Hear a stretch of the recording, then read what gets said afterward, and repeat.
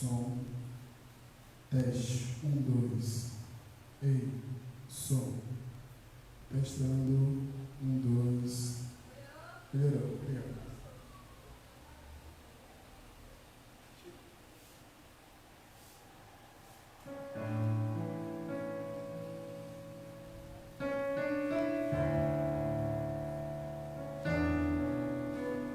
Salmos, capítulo 108, versículo 1 diz: Preparado está o meu coração, ó Deus, cantarei e salmodiarei com toda a minha alma.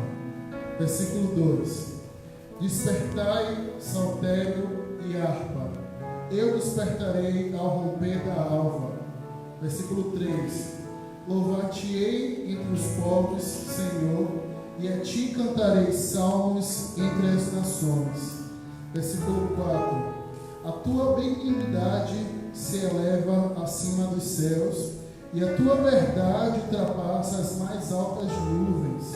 Versículo 5: Exaltar-te sobre os céus, ó Deus, e a tua glória sobre toda a terra. Graças a Deus, irmãos, amém? Vamos louvar o Senhor, engrandecê-lo, dizer que Ele é digno de toda a honra, de toda a glória e exaltação. Uma boa noite a você que está nos assistindo.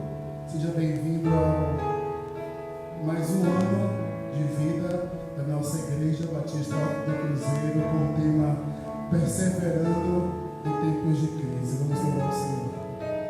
Convido você, aonde você estiver, que você se distancie de tudo que te atrapalha e dedique um tempo ao Senhor e eleve a Ele a sua adoração. Amém?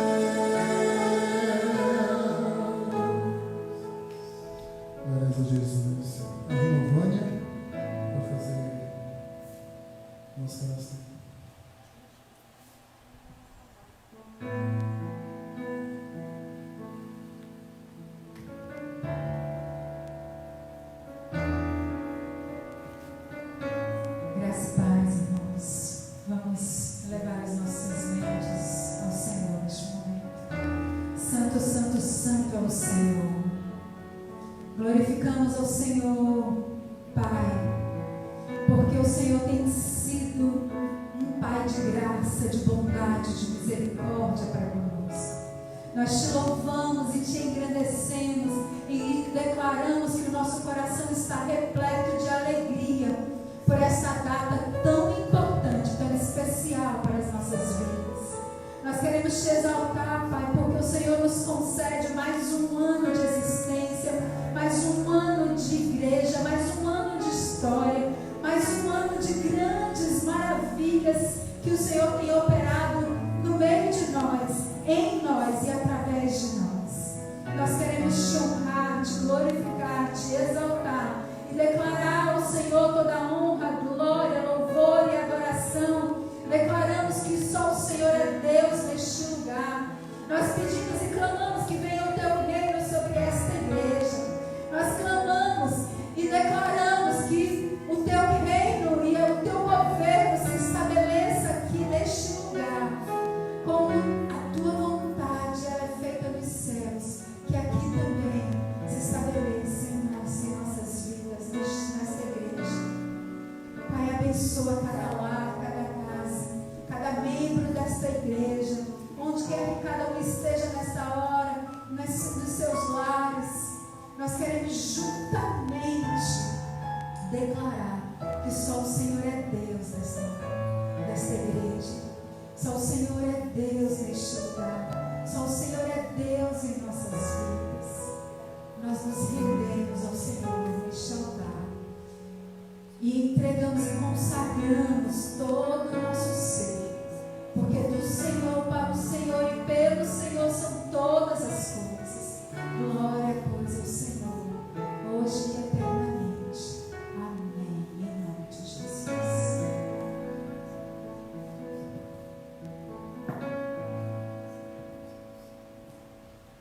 Amém.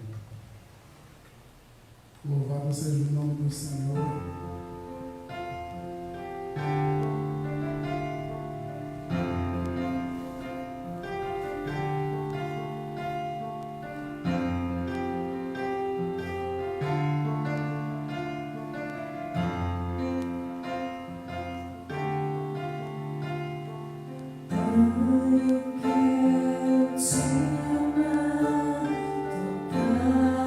Teu coração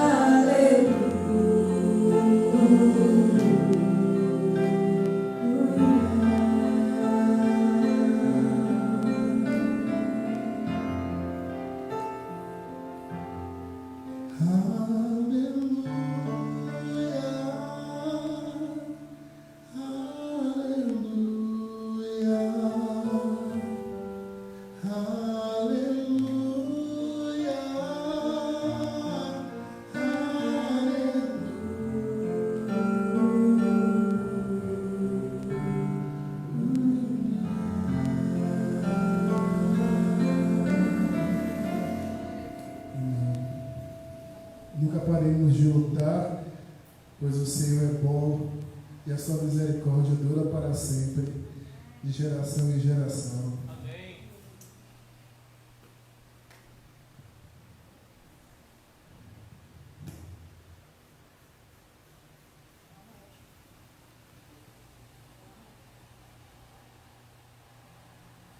Glórias a Jesus.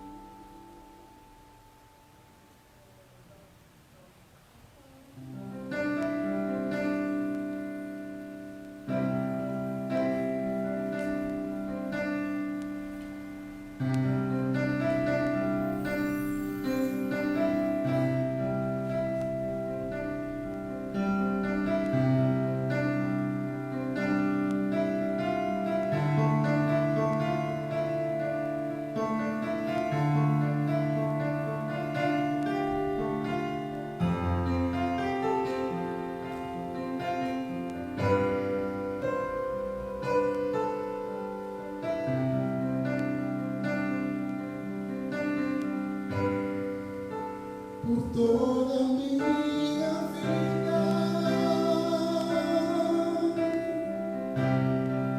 Ó Senhor, te louvarei,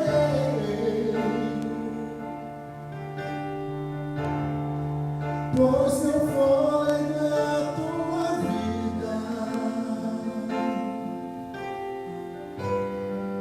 e nunca me cansarei. Posso ouvir a tua voz,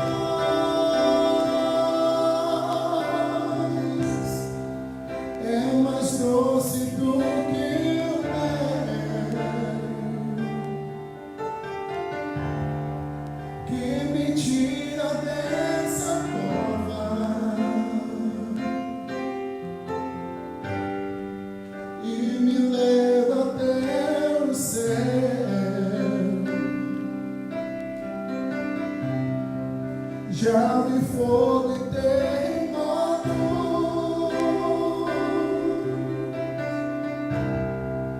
vento forte que passou. Já vivi tantos perigos, mas tua voz me acalmou.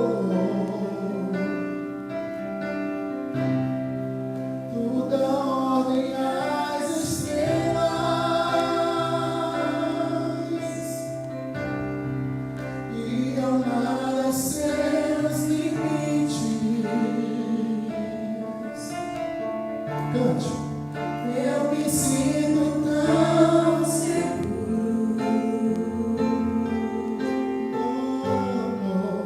no teu colo, ó te seguro. Não há vergonhos, cante. Não há vergonhos, nem portas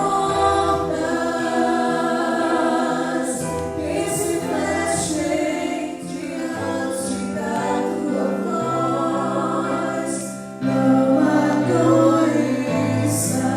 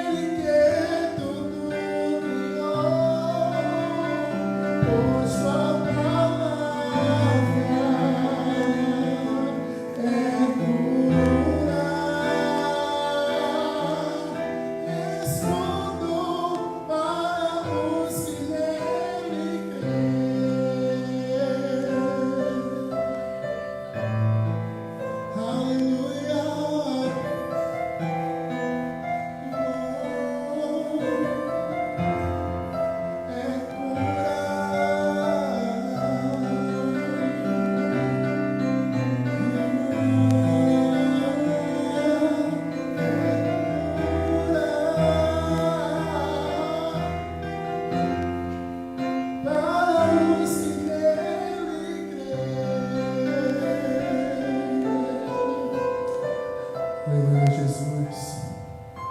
Obrigado, Pai, pelo teu amor, pelo teu cuidado por nós, Jesus.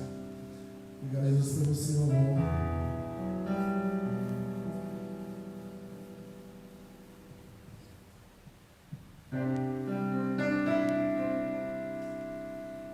Mesmo quando a gente não merece, Pai, o Senhor tem cuidado de nós.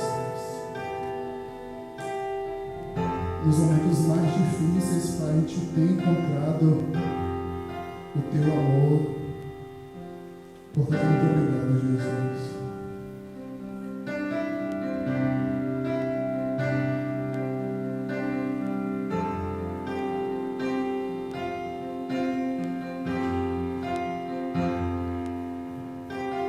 Mesmo sendo assim, pobre pecador, Deus me ama.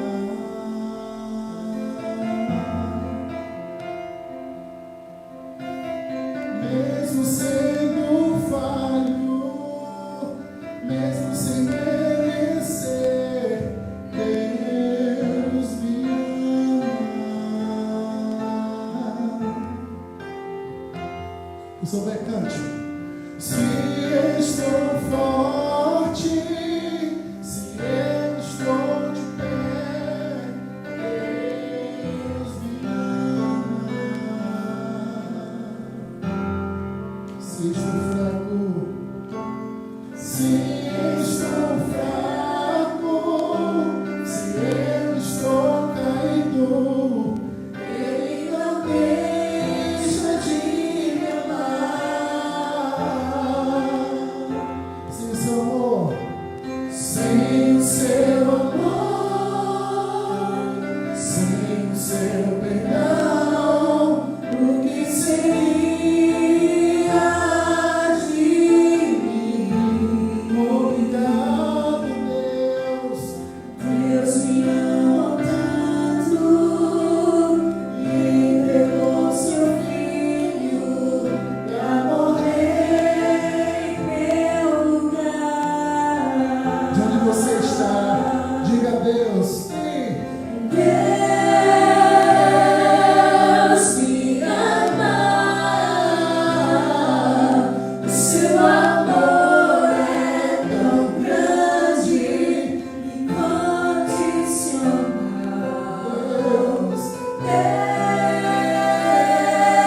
Deus me ama, Ele está sempre de braços abertos pra mim.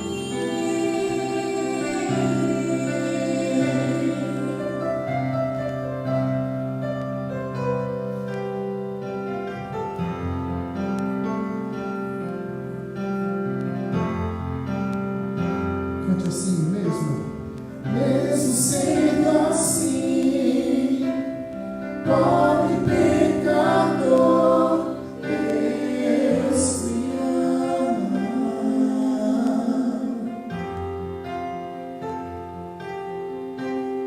Mesmo sendo falho, mesmo sem merecer, Deus me ama. Se eu estou forte,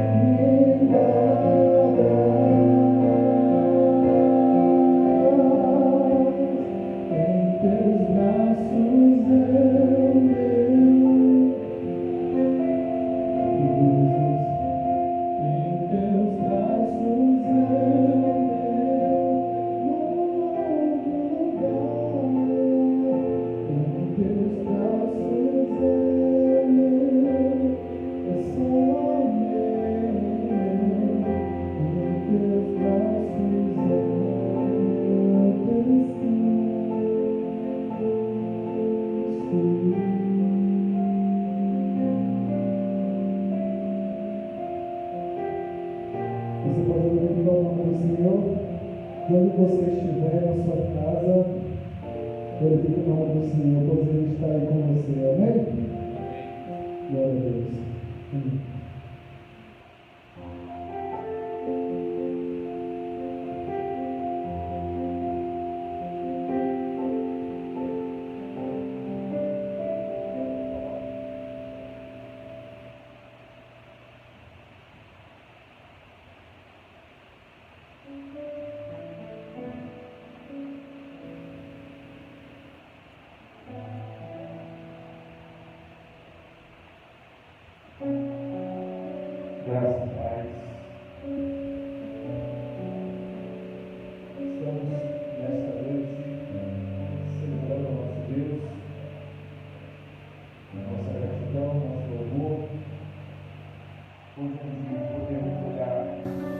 passado.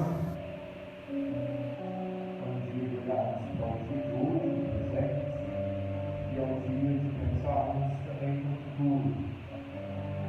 No dia 29 de maio do ano de 1956, estava sendo estabelecido na cidade de Salvador, especificamente aqui nesse lugar, a Igreja Batista Alto Cruzeiro. Talvez ainda alguns poucos irmãos, aliás, alguns poucos irmãos que são membros dessa igreja estavam aqui nesse dia, tiveram esse privilégio. Boa parte de nós nascemos depois desta data. Somos mais novos do que a idade. Mas é fascinante, irmãos, nós pensarmos na história da igreja. Deixa de ser um pouco sem folha. Pensar nos dias que essa igreja viveu desde o ano de 1956, 57, 58, década de 60, década de 70, década de 80. Quantas vidas passaram por aqui, quantas pessoas foram abençoadas, quantas dificuldades, eu fico pensando e imaginando quantas situações nós vivemos na igreja, às vezes poucos dias, poucos meses ou poucos anos. Já temos aí alinhado muitas histórias, muitas bênçãos, mas também muitos desafios, problemas e dificuldades. Imagina 64 anos. Realmente é para agradecer. Eu quero louvar a Deus pela vida dos nossos irmãos fundadores dessa igreja, por aqueles que ainda estão conosco e quero a Deus que fiquem bastante tempo conosco.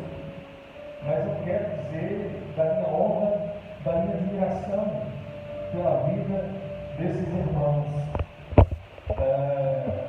daquilo que eles são e sempre fizeram. Quero agradecer a todos os irmãos presentes hoje na igreja, presentes no sentido, são membros dessa igreja, tem aí. Combatido o bom combate.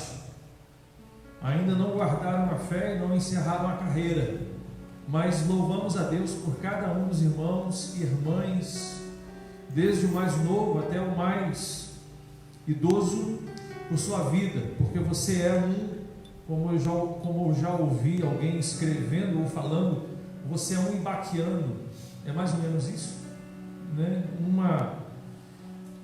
Um adjetivo assim carinhoso para aqueles que são membros Ibaque. São ibaquianos, né? Eu me tornei um ibaquiano há poucos dias ou há poucos meses. Queridos, uma alegria.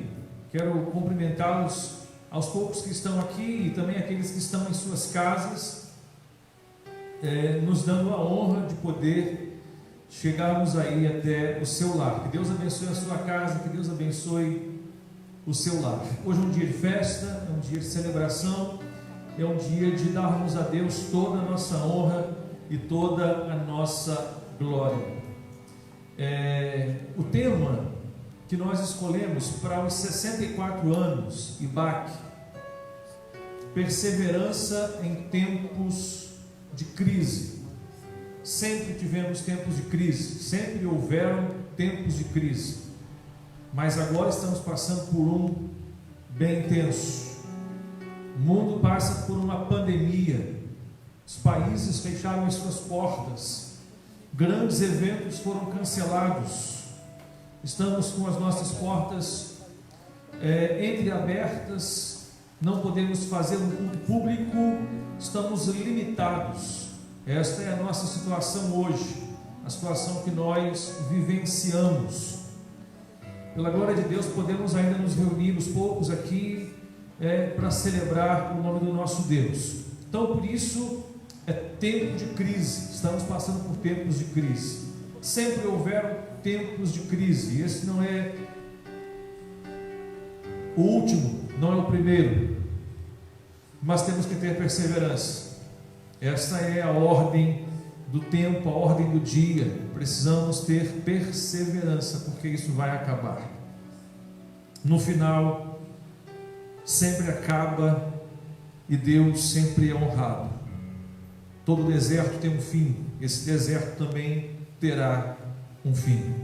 E importa que nós possamos atravessar esse deserto guiados pelo Senhor.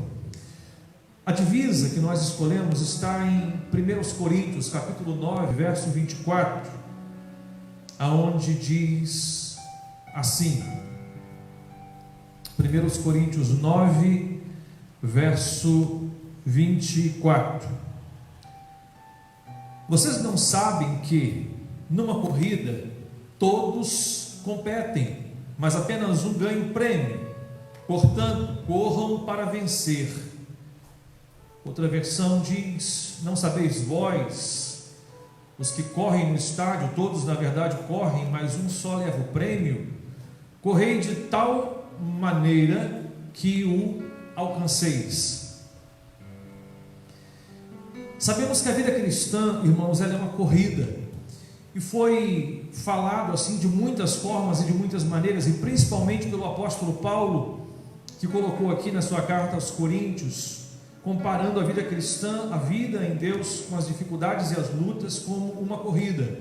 E é claro, muito diferente de uma corrida onde há competição, concorrência, não é assim no reino de Deus. A nossa competição não é contra a carne e o sangue, mas contra o mundo espiritual. Mas a ênfase desse texto e a ênfase dessa divisa recai sobre a segunda parte do versículo 24, aonde diz: correi de tal maneira que o alcanceis.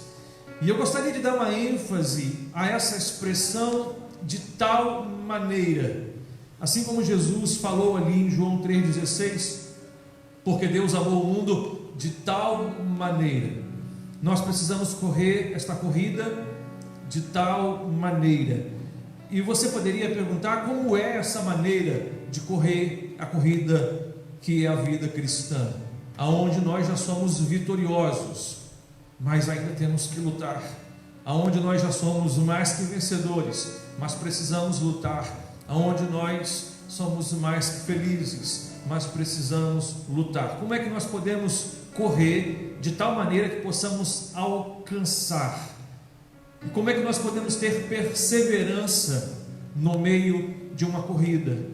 Porque sabemos que não é fácil perseverar numa corrida, mas precisamos correr até o último dia. Eu poderia responder esta pergunta de maneira assim muito rápida.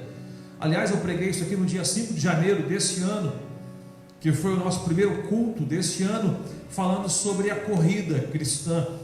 E eu usei ali o texto de 1 Pedro 1, verso 13b, aonde diz: depositem toda a sua esperança na graça que receberão quando Jesus Cristo for revelado. A única maneira de nós conseguirmos ter perseverança em tempos de crise, na corrida da vida, entre as dificuldades, depositando toda a nossa esperança na graça que nós recebemos, através da revelação de Cristo em nós. Cristo vive em mim, Cristo vive em você, Cristo vive em cada um de nós, e nós precisamos depositar toda a nossa esperança nesta revelação, e isso é graça, e vamos atravessar esse tempo. Mas eu gostaria de esmiuçar um pouco mais esse tema, gostaria de me aprofundar um pouco mais nessa ideia e dizer o seguinte: há alguns tipos de corrida, né? Uma corrida, por exemplo, de 100 metros, ela é uma corrida que precisa ser desenvolvida com certa estratégia. Uma corrida meia maratona, digamos aí 3.000 metros, 5.000 metros, ela é desenvolvida com outro tipo de estratégia. Uma corrida como uma maratona, de muitos quilômetros, 10, 15, 20 quilômetros, ela é desenvolvida com uma outra estratégia. Então nós temos vários tipos de corrida, e para cada tipo de corrida há um tipo de estratégia. Para que se corra, para que o atleta possa correr, ele precisa desenvolver preparação e treino, concentração e foco, disciplina e exercício e muitas outras coisas que o atleta precisa correr. Mas eu gostaria de pensar numa corrida de maratona, por exemplo. Uma corrida de maratona, é normal que os corredores, uma corrida que vai aí ter 20 mil metros ou 20 quilômetros, é normal que os corredores, eles comecem e iniciem a corrida num ritmo um pouco mais tranquilo. Não há aquela explosão da corrida de 100 metros, onde a pessoa, o atleta precisa ganhar em questões de segundos, 6, 7, 8 segundos. Mas numa maratona de 20 quilômetros, o atleta ele larga e ele tem que manter um ritmo confortável. E aí é comum que quando o tempo vai passando, já se passaram aí minutos, né? Está se chegando aí próximo do final, eles começam a pensar na linha de chegada e eles têm que desenvolver naquele momento uma outra estratégia. Eles vão ter que acelerar o ritmo. E eu tenho pensado nisso. Nossa igreja está celebrando 64 anos, já viu muitas coisas. Temos vivido tempos diferentes de todos os outros que já vivemos. E uma diferença que eu queria acentuar e que eu gosto de pensar é sobre como as coisas estão aceleradas, como as coisas estão rápidas nos dias que estamos vivendo. E por isso eu pensei na corrida de maratona. No último momento da corrida, o atleta precisa acelerar, ele precisa respirar um pouco mais e dar todo o gás, com todo o esforço que ele tem para conseguir atingir o primeiro lugar. E aí o nome é aceleração. Ele precisa acelerar. E eu fiquei pensando nisso. E eu fiquei pensando em como o nosso tempo, como nós temos vivido este século, que é o século 21, como nós temos vivido um tempo de aceleração, de uma corrida acelerada, de um tempo onde parece que não é mais o mesmo tempo que há 20 anos, 30 anos, 40 anos, 50 anos atrás. Assim como uma corrida, assim é a nossa vida. Eu queria falar rapidamente aqui sobre essa visão de como a vida está corrida, da aceleração das coisas, o que está acelerado. Eu gostaria de falar também um pouco sobre como era no tempo do profeta Jeremias. E quando nós lemos o livro de Jeremias, nós vemos uma identificação muito grande com o tempo que nós temos vivido e o que as Escrituras nos dizem para fazer quando vemos que se aproxima o final dos tempos. Bom, vamos começar a pensar nisso. Há um texto que está escrito lá no livro do profeta Daniel, no capítulo 12, verso 4, que diz assim, Daniel, capítulo 12, verso 4, o Senhor falando: mas você, Daniel, mantenha esta profecia em segredo e sela o livro até o tempo do fim. Então está falando aqui ao profeta Daniel que ele tinha uma profecia, era para ele manter esta profecia em silêncio, em segredo, até o tempo do fim. Aí o texto, mesmo o versículo continuando, há uma vírgula aqui, diz: muitos correrão de lá para cá, e o conhecimento aumentará. E aí isso me chamou a atenção, essas duas coisas: muitos correrão de lá para cá, e o conhecimento aumentará. Deus está falando que isso estaria acontecendo no tempo do fim. E eu fico perguntando, será que é isso que estamos vivendo hoje? Se nós formos pensar há um século atrás, ano de 1920, como é que as pessoas viajavam de navio? Quando as pessoas queriam atravessar o oceano e ir para a Europa, quanto tempo se levava daqui, por exemplo, para Portugal? Quanto tempo se levava daqui para um outro país, para os Estados Unidos, não é? Isso para não dizer há 2 séculos, isso para não dizer há 1 milênio atrás, isso para não dizer antes de Cristo. Sempre foi assim. Quando as pessoas queriam se locomover, elas gastavam muito tempo. As coisas eram muito mais lentas. Só que hoje não. Hoje existem centenas, não sei agora pela ocasião dessa pandemia, mas hoje existem centenas, talvez milhares de aviões o tempo todo sobrevoando os céus do nosso planeta, cortando e riscando os céus, levando e trazendo pessoas de um lado para outro, e as pessoas conseguem se locomover com uma facilidade e com uma aceleração muito maior. Assim, eu não sei se nós vamos conseguir desenvolver um processo de viagem, de locomoção que seja mais rápido do que o atual.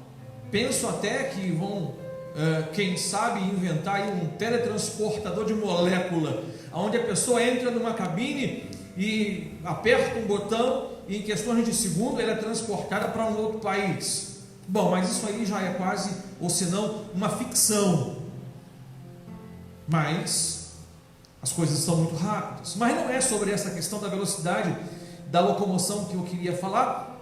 Eu quero, na verdade, dizer sobre a questão do conhecimento. O conhecimento que nós temos hoje, ele é absurdamente maior do que o que se tinha 10 anos atrás.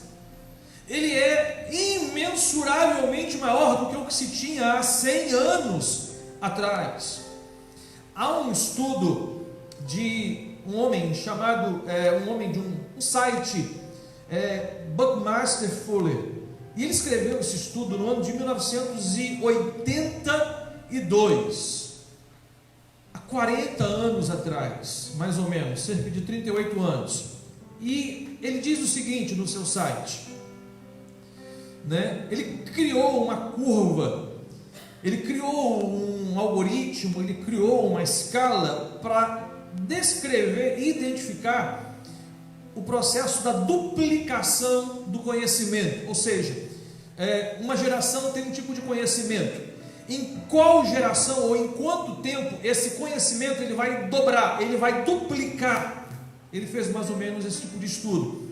E ele percebeu que até 1900, o ano de 1900, 120 anos atrás, o conhecimento humano dobrava aproximadamente a cada século. Então, um século, uma geração tinha um conhecimento. Para esse conhecimento dobrar, precisaria então passar 100 anos, dobraria. O conhecimento então esperava 100 anos para dobrar. No final da Segunda Guerra, anos 30, 20, 30 mais ou menos, ano 40, o conhecimento duplicava a cada 25 anos. Hoje, 1982, ele dizendo, hoje as coisas são tão simples quanto diferentes tipos de conhecimento têm diferentes taxas de crescimento. Por exemplo, o conhecimento em nanotecnologia está dobrando a cada 2 anos. O conhecimento sobre partículas pequenas, sobre nanotecnologia, está dobrando a cada 2 anos. Isso aí em 1982.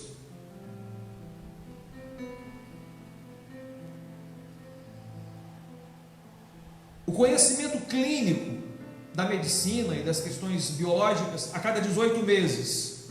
Mas em média o conhecimento está dobrando a cada 13 meses, cerca de um ano. E ele diz, segundo a IBM, isso na época, a criação da internet das coisas. O que é a internet das coisas? É a geladeira que se conecta com a sua agenda pessoal e ela vai saber quando é necessário reabastecer o leite que está faltando na geladeira. É a geladeira que se conecta com a sua balança que está no banheiro e vai saber quantos quilos você pesa, e aí vai dar mais ou menos um parecer de como é que tem que ser a sua alimentação. Hoje, 2020, as pessoas abrem um aplicativo do Amazon e já fazem suas compras no supermercado. Talvez essa não seja uma realidade de todos os lugares, mas em muitos lugares já é assim. As pessoas abrem um app da Amazon e fazem sua compra e daqui a pouco as compras estão chegando na porta de sua casa. Então é sobre esse tipo de coisa que eu estou falando, que é a internet das coisas. Todas as coisas estão conectadas.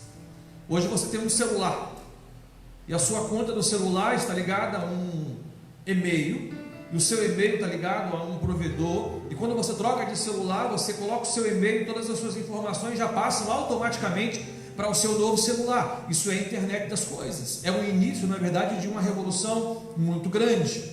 E segundo a IBM, isso em 82, segundo a IBM, em 2020, o conhecimento iria se duplicar a cada 12 horas. Uma criança de 5 anos hoje, 5, 6 anos, ela sabe mais do que o imperador romano na época de Cristo. Ela tem mais conhecimento. Então, quando eu olho para esse texto de Daniel, quando diz Daniel, mantenha esta profecia em segredo, sela o livro até o tempo do fim, porque os homens correrão de lá para cá, e o aumento do conhecimento se revelará. Será que essas coisas não descrevem o que está acontecendo hoje? Não é uma descrição exata daquilo que foi revelado ao profeta Daniel. No nível espiritual, irmãos, as coisas estão muito aceleradas, no sentido de que hoje há uma grande apostasia no meio do povo de Deus. Há uma secularização daquilo que é sagrado, daquilo que é espiritual. As informações estão fazendo com que as pessoas criem suas críticas próprias, críticas pessoais, e hoje cada um está pensando de um jeito, de uma forma. Para alguns isto pode parecer muito bom, mas também tem um lado negativo, de que isto pode estar levando muitas pessoas a um tempo de apostasia, de distanciamento do sagrado, do distanciamento de Deus. A grande queda da fé, a grande queda da verdade. Na verdade, hoje, o que estamos vivendo, irmãos, é a quebra dos absolutos. Deus não é mais um ser absoluto. A palavra de Deus, para muitos, não tem sido mais uma revelação da verdade de Deus absoluta. Não há mais princípios a serem seguidos. E isto tem acontecido de uma maneira muito ludibriosa, aonde muitas vezes nós não tomamos conhecimento, e tudo isso é por conta do aumento do conhecimento.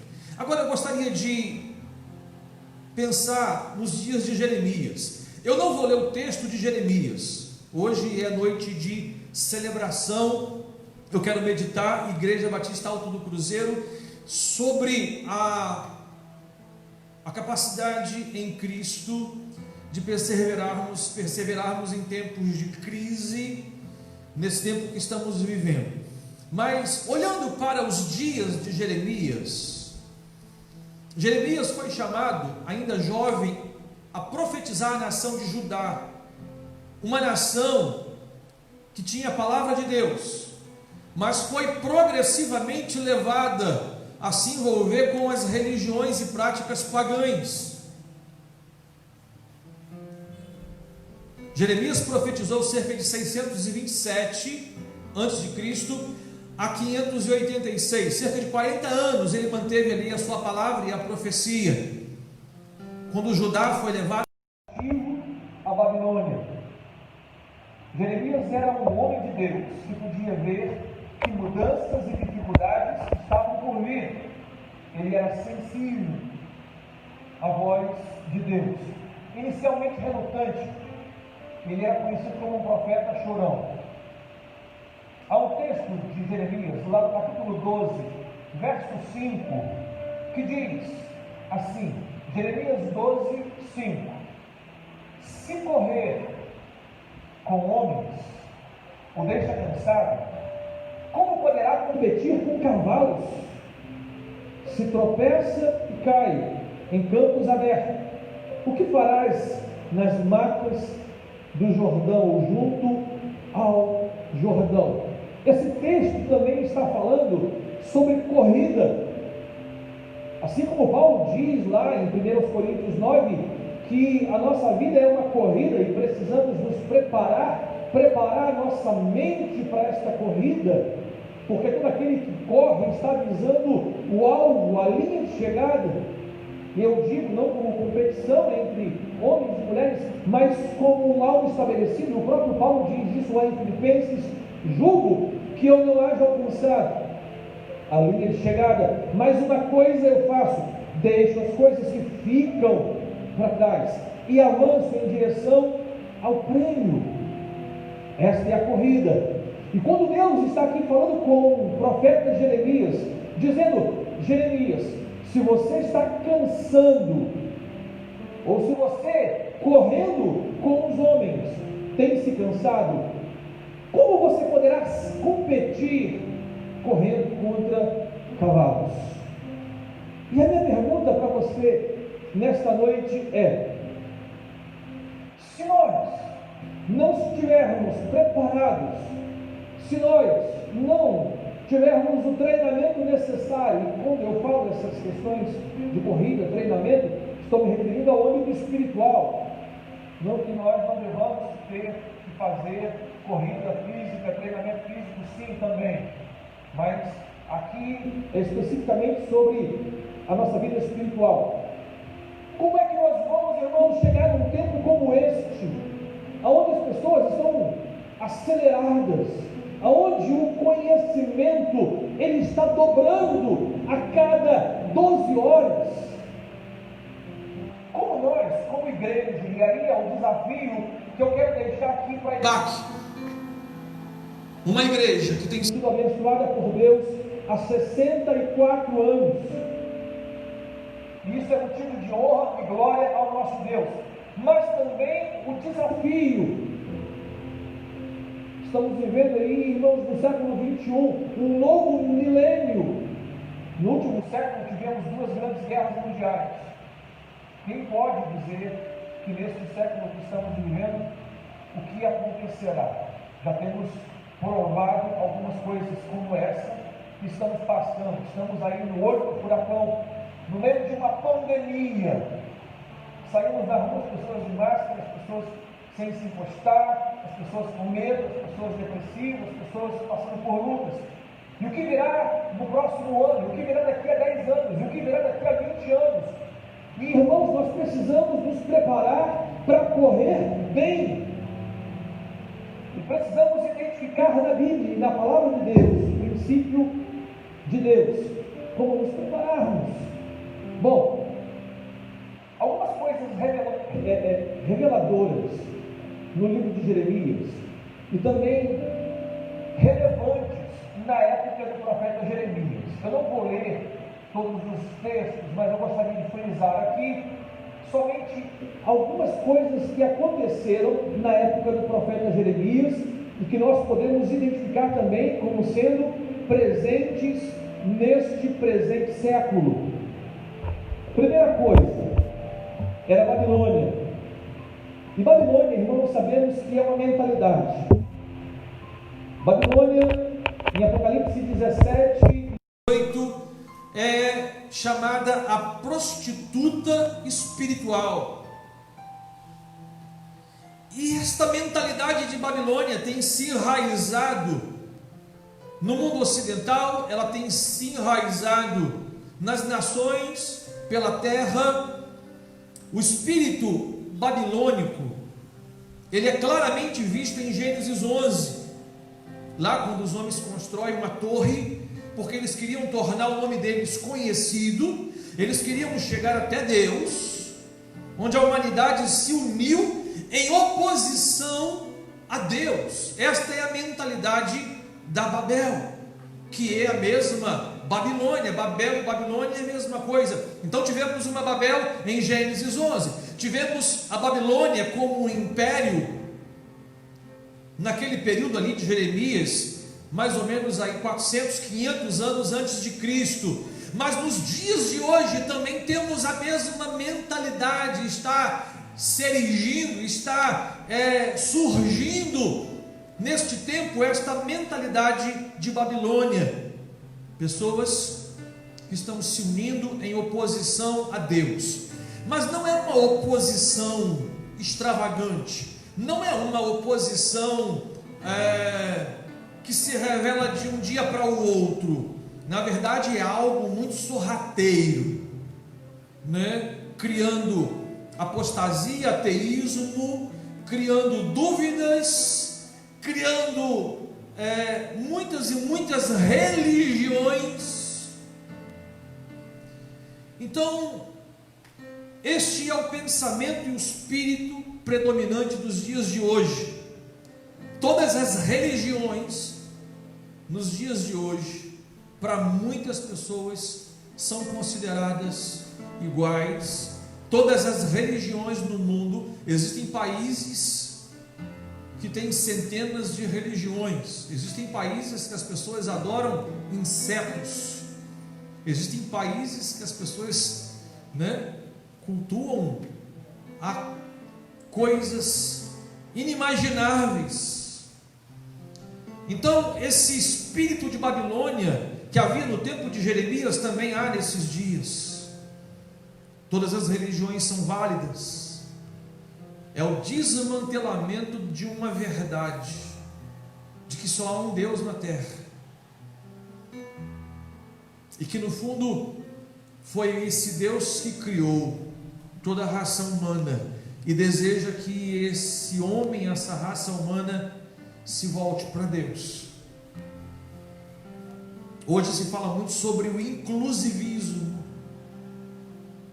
onde você não precisa mais dedicar a sua vida a um Deus, basta que você seja um religioso e você é aceito no rol daqueles que são filhos de Deus.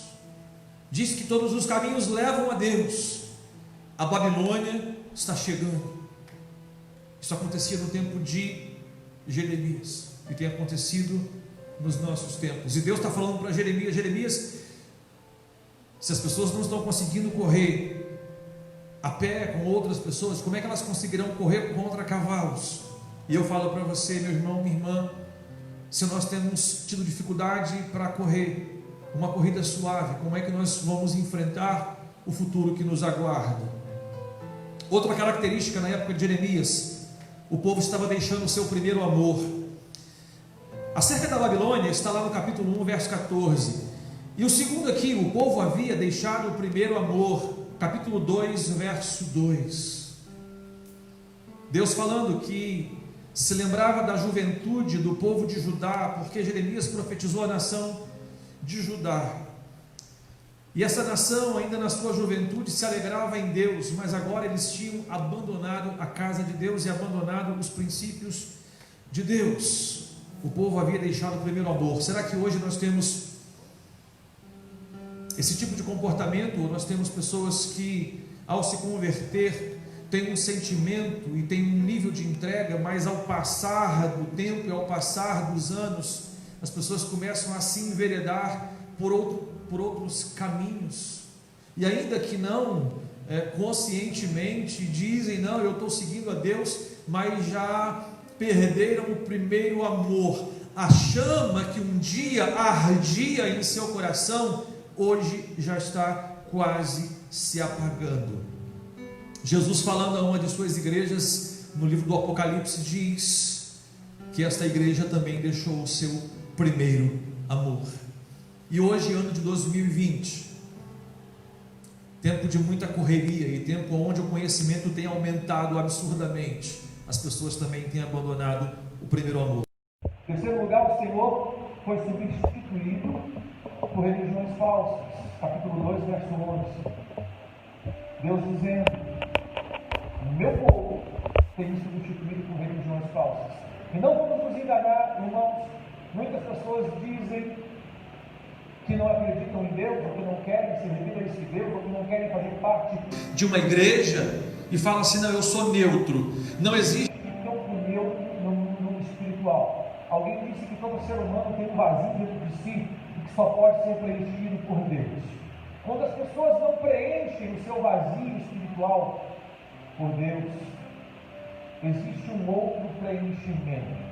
Em outras palavras, as pessoas, quando se afastam de Deus, elas não se afastam da espiritualidade, elas não se afastam da devoção a alguma outra coisa. É o que nós temos vivido nos dias de hoje. Outra coisa, outra característica nos tempos de Jeremias, está lá no capítulo 6, verso 13. Os profetas daquela época, muitos deles estavam de olho no lucro que eles poderiam ter com as pessoas. E eles começavam a pregar somente aquilo que as pessoas queriam ouvir. Será que nós temos vivido isso nos dias de hoje? Muitos profetas de hoje têm pregado somente aquilo que as pessoas querem ouvir. É quase como um coach espiritual tentando levar a pessoa ao crescimento. Não que a pessoa não possa ter crescimento, mas no sentido de que você me paga e eu levo você a conquistar algo.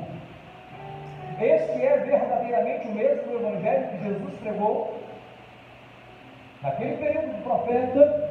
Muitos estavam ali visando lucro. Hoje também temos muitas pessoas que estão comercializando o evangelho e fizeram do evangelho uma prateleira para vender um produto, e o que não falta é consumidor desse produto. Um evangelho que possa anestesiar a dor momentânea da pessoa, mas não resolve, não soluciona o seu verdadeiro vazio.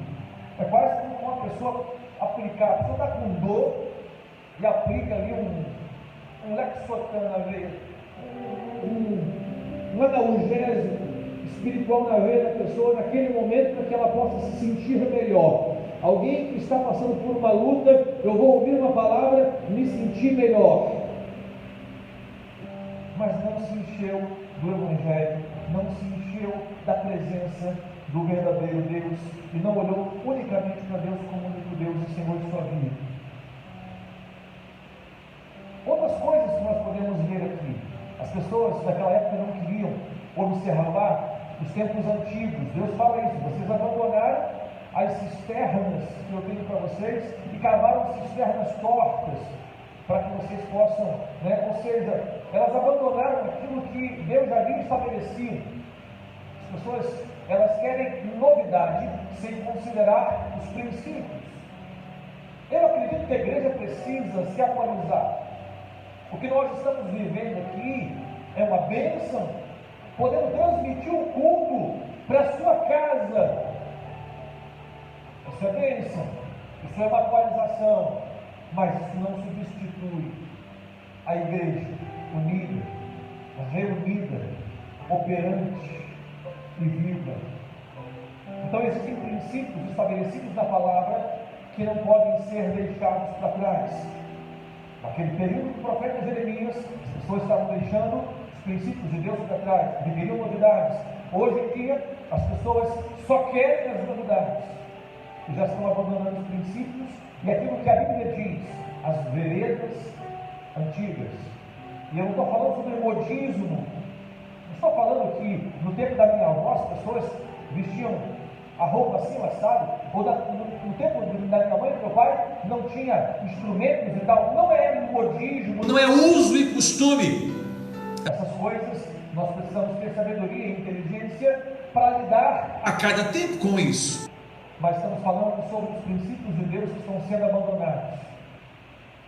Mas lá no capítulo 23, verso 5, diz que havia uma esperança. Deus prevaleceria com o vindouro Messias. Deus enviaria o seu ungido e o seu Messias para a nação de Israel. Mesmo que eles estivessem vivendo num tempo de Babilônia, uma mentalidade de Babilônia, Deus já tinha providenciado o Messias. E mesmo que hoje, século 21, ano de 2020, existe uma mentalidade de Babilônia pairando sobre as nações, mas Deus não se esqueceu. Ele prometeu: eis que estarei convosco todos os dias, até a consumação dos séculos. E Cristo está voltando, irmãos. Bom, eu não sei se você pensa que nós estamos vivendo o tempo do fim, e eu não posso dizer aqui que esse é o tempo do fim, mas eu posso dizer uma coisa: que nunca tivemos um tempo cujas coisas estão tão aceleradas. Sempre teve pandemias, mas nunca numa escala tão global, e nunca num período e num intervalo de tempo tão curto. Sempre tiveram terremotos, sempre tiveram maremotos, sempre tiveram furacões, sim, sempre, mas nunca em nenhum outro ponto da história, num intervalo de tempo tão curto um do outro. Os sinais estão diante de nós, igreja. Os sinais do Senhor estão diante de nós. E eu quero encerrar falando para os irmãos: o que nós podemos fazer nesse tempo? Entre algumas coisas que nós podemos sugerir, das muitas que estão na palavra de Deus, o que nós podemos fazer nesse tempo? Como disse o profeta Daniel, eles iriam correr de lá para cá, e o conhecimento iria aumentar. Como diz o profeta Jeremias, precisamos aprender a correr contra esta velocidade. Precisamos ser treinados para viver nos dias de hoje. Não se vence mais as guerras de hoje com as estratégias que se venciam há 100 anos atrás. Precisamos ser treinados a ter velocidade nos pés para vencermos as nossas guerras que temos vivido.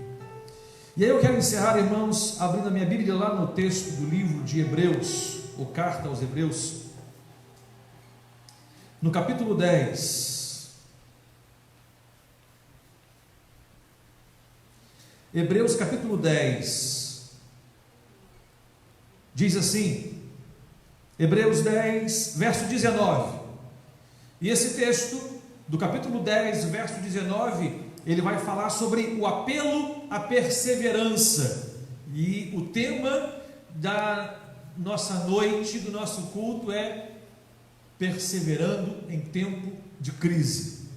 E aqui o autor de Hebreus faz um apelo à perseverança. Ele diz a partir do verso 19, capítulo 10: portanto, irmãos, por causa do sangue de Jesus, podemos entrar com toda confiança no lugar santíssimo. Por sua morte, Jesus abriu um caminho novo e vivo através da cortina que levará ao lugar santíssimo. E uma vez que temos um sumo sacerdote que governa sobre a casa de Deus, verso 22 diz: entremos com coração sincero e plena confiança, pois a nossa consciência culpada foi purificada e nosso corpo lavado com água pura. O que o autor diz aqui em primeiro lugar? Para que nós possamos perseverar, para que nós possamos atender ao apelo da perseverança e vencer no tempo de crise, vamos nos aproximar de Deus com um coração puro e em plena certeza de fé. Isso é meio que, lógico aqui no texto. Entremos com o coração sincero e plena confiança. Continuando, o verso 23, apeguemo-nos firmemente sem vacilar a esperança que professamos, porque Deus é fiel para cumprir a sua promessa. Em segundo lugar, Precisamos manter firme a esperança que professamos. Qual é a esperança que você professa? De que você foi salvo por causa da graça. A mesma graça que te salvou lá atrás é a graça que te mantém hoje e é a graça que te leva ao dia em que você será revelado plenamente em Cristo. A mesma graça que um dia recebemos quando fomos salvos é a mesma graça que nós vivemos hoje e é a mesma graça que continua nos levar até o dia em que o Senhor nos transformar plenamente. Então essa é a esperança que temos e essa é a certeza. Esses dois conceitos, eles estão relacionados à pessoa, à individualidade. Você se aproxime de Deus com um coração sincero e puro. Primeiro lugar. Segundo lugar, você mantenha firme a esperança que você professa, que você é salvo por meio da graça. Pois quem prometeu é fiel para te levar até o dia em que o Senhor há de te conduzir à sua própria presença. Agora, os outros versos, verso de número 24 diz: pensemos em como motivar uns aos outros na prática do amor e das boas obras. Terceiro lugar que nós precisamos fazer, precisamos pensar em como nós podemos nos estimular, não nos desestimular. Como é que nós podemos nos ajudar em não prejudicar? E aí já não é mais uma questão pessoal, você, somos nós. Como é que nós podemos fazer isso? Os dois primeiros versos que nós lemos têm uma relação pessoal, mas esse outro verso tem uma relação comum, comunitária. Como é que nós podemos nos ajudar? Como é que nós podemos nos motivar um ao outro? Como é que você vai motivar o irmão quando você encontrar com ele amanhã cedo, na fila do pão? Como é que você, e com distanciamento, é claro, como é que você vai ajudar o seu irmão quando nós voltarmos à normalidade aqui no convívio da igreja? Como é que você vai motivar o seu irmão que está passando por uma dificuldade hoje? Pense nisso. E por último, verso 25: e não deixemos de nos reunir, como fazem alguns, mas encorajemos-nos, e aqui ele volta a dizer, mas encorajemos-nos mutuamente, sobretudo agora que o dia está próximo. Que dia é esse que está próximo? Possivelmente o dia 2. Precisamos nos reunir. É como aquela história do Brasil: se uma brasa cai fora do Brasil, ela se esfria e se apaga. Quantos já estão esfriados, quantos já estão apagados, porque estão distantes das chamas aonde Deus está falando e está fazendo. Então precisamos nos aproximar de Deus, precisamos manter firme a nossa confissão que professamos, precisamos pensar em como nós podemos nos motivar, e nós precisamos, irmãos, nos reunir. Mesmo no tempo de pandemia, temos nos reunido com as limitações que podemos, mas é claro que isso vai acabar. E eu tenho ouvido de muitas pessoas: pastor, estou voltando. Amém, glória a Deus. Porque no tempo do fim é melhor estar junto. No tempo das dificuldades e das crises é melhor estar junto. E eu acredito que quando a palavra de Deus diz é melhor serem dois do que um, não está se referindo unicamente à questão do casal, mas está se referindo a ele e você e o outro irmão e outra pessoa. Porque quando um cai, o outro vai e ajuda a o levantar. Essa é a palavra de ordem e base. Perseverança em tempos de crise. Que o Senhor, para tanto, nos abençoe nesta noite. É uma alegria. Eu gostaria de estar convidando o Ministério de Louvor. Nós vamos estar cantando mais uma canção e depois nós vamos estar orando para encerrar este culto. E bate 64 anos de bênção. Quantas bênçãos o Senhor tem dado a cada um de vocês. Glória a Deus.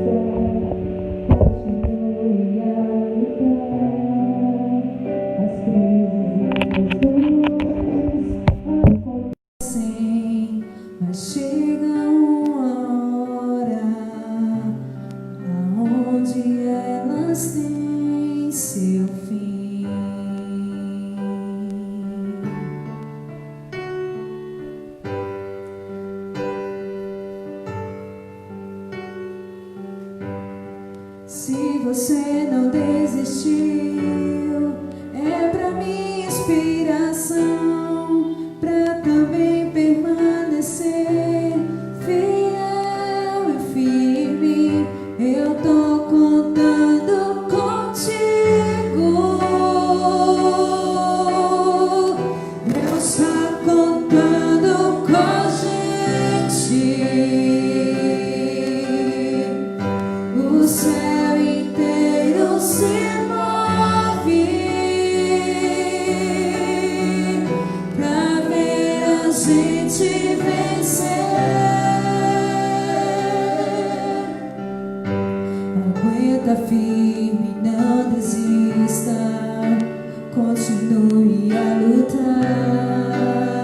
As crises e as dores acontecem, mas chega uma hora aonde elas têm seu fim.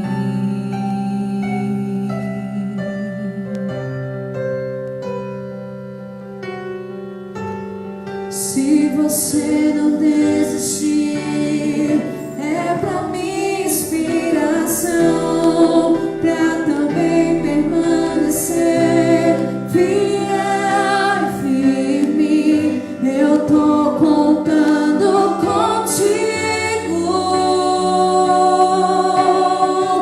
Deus tá contando com a gente. O céu inteiro se move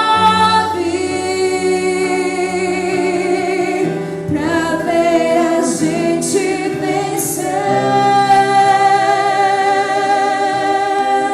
Eu tô contando contigo.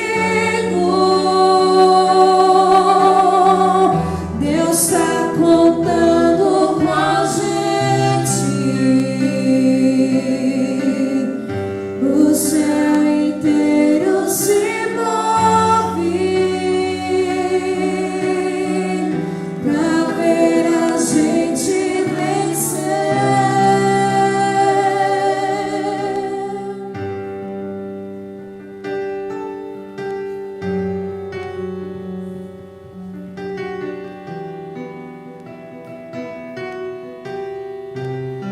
Graças a Deus.